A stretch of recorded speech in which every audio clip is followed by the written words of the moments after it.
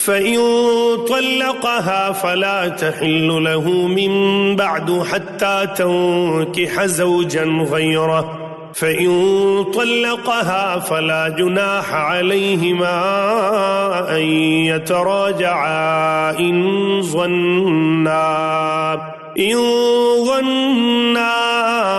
أن يقيما حدود الله، وتلك حدود الله يبينها لقوم يعلمون.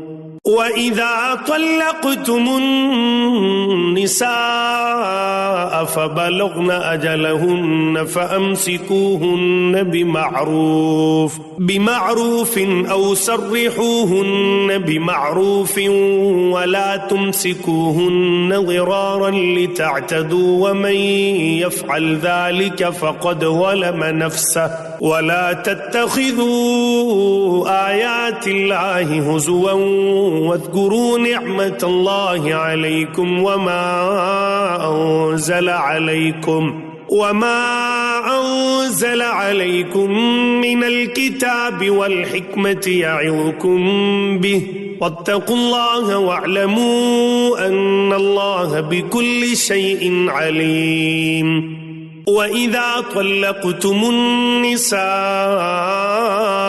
فبلغن أجلهن فلا تعضلوهن أن ينكحن أزواجهن إذا تراضوا بينهم بالمعروف، ذلك يوعظ به من كان منكم يؤمن بالله واليوم الآخر، ذلكم أزكى لكم وأطهر، والله يعلم وأنتم لا تعلمون.